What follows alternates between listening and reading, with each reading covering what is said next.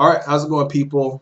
Liberal Hill, Ring of Honor G1 Supercard, Ring of Honor 35. Late reviews. Let's combine them together. Sit down, get some drink, popcorn, some food, and just sit back. Let's talk about some wrestling. So where do we begin? Let's do the Ring of Honor card because it happened first. The WrestleMania one that happened Sunday. So let's just go all in fairness. On the Ring of Honor card, where I started was Jeff Cobb defeating Will Ospreay in a pretty fine match. Jeff Cobb becomes a double champion, winning the never open weight championship from Will Ospreay. It was title for title. The funny part about this match was Jeff Cobb wins with a, I think it was like an avalanche off the top rope. What does he call that move? Tour of the Islands. And the funny part was he thought, okay, it's Will Ospreay. I need two Tour of the Islands, and not just like two regular ones. I need one avalanche top rope Tour of the Islands, and then I also need a regular one just to keep Will Ospreay down. I would think the one Tour of the Islands off the top rope, that's enough. That's it. You don't have to do anything else. But I guess that's why people don't like Ring of Honor, man, because they'll do something great, and then they're like, okay, we gotta do it to the extreme. Like when that was just the one, that was enough. Dalton Castle loses to ROH, and this match it wasn't even a match. It was more of a, what would you call it? It was a character shift for Dalton Castle. So the match is about to start, and Dalton Castle, he's distracted by the boys, which allows ROH to hit him with like this drop kick, and then it sends Dalton Castle into the corner. ROH, he hits his finisher, the bull horns, which is like just a corner to corner running drop kick to the face. He hits it like 2 or 3 times, and after the match, after ROH wins, Dalton Castle, he attacks his boys, and hey, it's about time for Dalton Castle to switch his character up. I don't know where they're gonna go. Maybe he'll be like, I don't mess with boys anymore. It's men and everything like that. Or he's just gonna be some kind of like, what do you call it? Flamboyant type of heel. It's a welcome change for Dalton Castle. Let's face it, his character has gotten stale. So I'm not mad at this match, even though it took place in like less than a minute. Then you had Kelly Klein defeating Mayu Iwatani. Okay match. Kelly Klein wins. I like Kelly Klein. I like the look of Kelly Klein. She's okay. Yeah. I mean, what more can I say this match, man? Ring of Honor they get a deal with Stardom, and they get it at the worst possible time. They get it when 2 of the biggest stars leave. They get it when Io and Kairi Sane leaving Mayu, the Prodigy, by herself. And when that happens, she's not even the most popular person in Stardom. Oda Tay just does a complete 180, and it's just the lifeblood of Stardom now. I mean, you got the other people coming in now. I really got to get back on my Stardom, but and then they don't even use Mayu to the full potential. She wins the belt, and she has one feud with one person, and at the end, she gets her belt back on the grandest stage of them all at Madison Square Garden. And then it's not even about Kelly Klein. It's about Mandy Rose. He's on commentary, and she comes out to I think like to congratulate Kelly, but then Angelina Love and Velvet Sky come out. They attack Kelly. Well, first Mandy attacks Kelly, and then they all beat them up, and then they put like a lipstick A on her forehead, and on the Titantron, they're called the Allure. So I know I don't watch Ring of Honor like consistently. First of all, when did Mandy Rose become a heel? Why is this happening?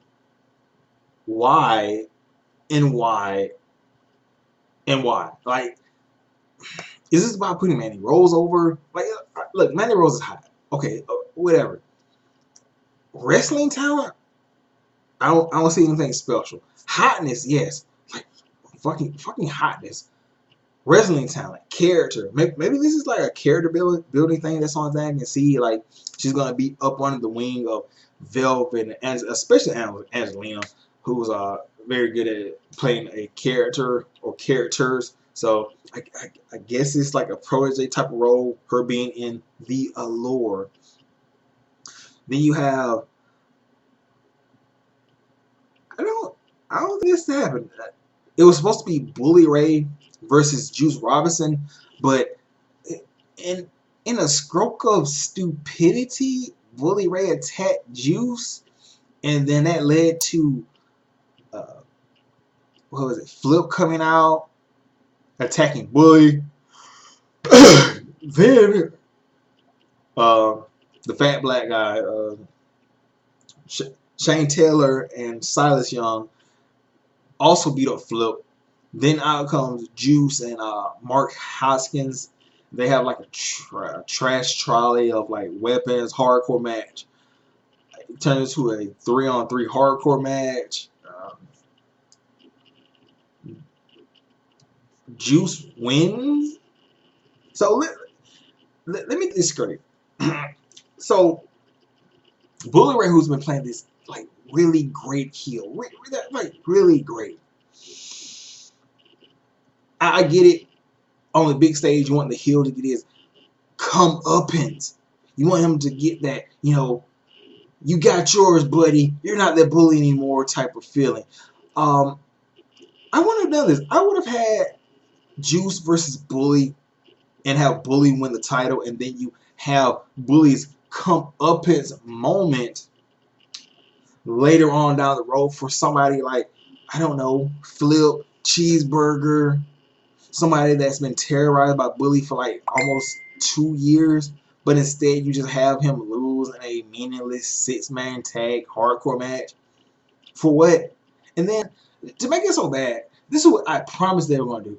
They're probably going to do this at either in New Japan show or at a Ring of Honor show. They're going to have this match between Bully and Juice, and Bully's going to win the title. And he's going, like, all the stuff that happened, like, we finally beat Bully. He's going to, like, why would you even, like, stop? Like, you're going to stop the momentum here just to build it back up. I promise they're going to do that. Why even do that? Why? Anyway, whatever. Oh, decent 6-man tag. Then you have Taishi Ishimori, Dragon Lee, and Bandito for the IWGP Junior Heavyweight Championship. Dragon Lee wins. I didn't care. I really did. It was an okay like cruiserweight match, but really, I've seen this match like multiple times, like in multiple things, or I just didn't care. I really didn't care. God, Gorillas of Destiny defeat Evil Sonata, Villain Enterprise, PCO, and Brody King and the Briscoes for the Ring of Honor tag team titles, but the IWGP titles are also on the line. Gorilla of Destiny were holding the IWGP. Villain Enterprise were holding the Ring of Honor. PCO, man. I don't want to hear anybody who like, I hate old wrestlers say anything if they like PCO. Like, me personally, I hate old wrestling myself too, but it's the way that they're used. If they have no care and they're just being pushed for no reason, I hate that. With the PCO thing, he's developed this like French Canadian Frankenstein thing. By the way, his entrance was great. And he's not really being pushed to like dominate the new talent. He's incorporated into the new talent. He's not overshadowed them in any way. In fact, he's heavy matches in that spot.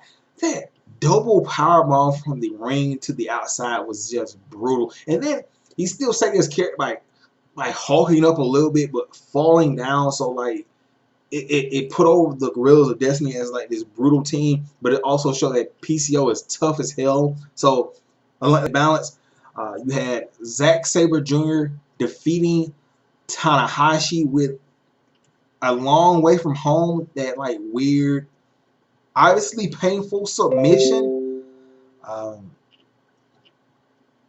And finally giving Zack Sabre Jr. like, but it was for the British Heavyweight Championship, so I don't even know what to say about it. Good match, but it's for a title that both of these companies really don't have a stake in, unless like New Japan has like a collaboration with the company who's doing the British Heavyweight Championship. So obviously Zack Sabre was gonna win. It's not like it was for like, I don't know, an IWGP title. It was just like, okay, this match is on the card for what we don't know. Then probably the best match of the night, Naito versus Kota Ibushi. Kota, after years and multiple opponents, finally wins the IWGP Intercontinental Championship. Great match. Like I said, perhaps match of the night. I don't really want to speak anymore of this match because you know, what can I say? Great match. Then you had Matt Taven defeating Marty Scurll and Jay Lethal in the ladder match for the World Heavyweight Championship. Pretty good as far as ladder match. Matt Taven finally gets, I guess, the championship he deserves after all these years of doing a good job. I should be more impressed by this. Why am I not impressed by this? Anyway,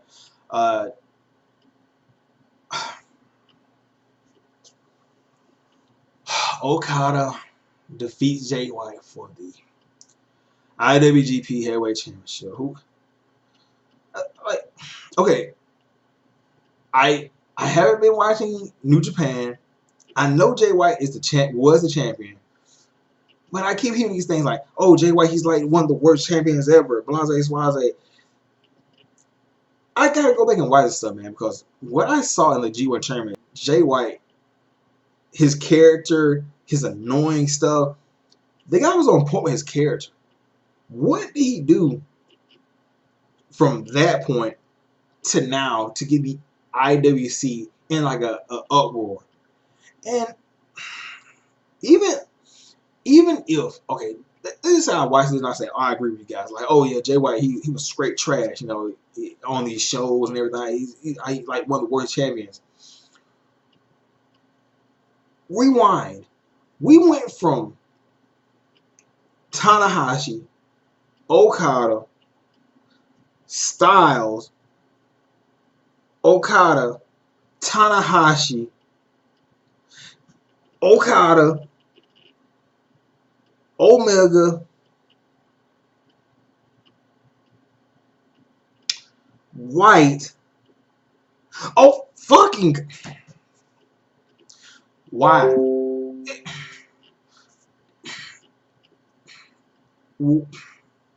Why? Why? Look, I get it. The whole Okada.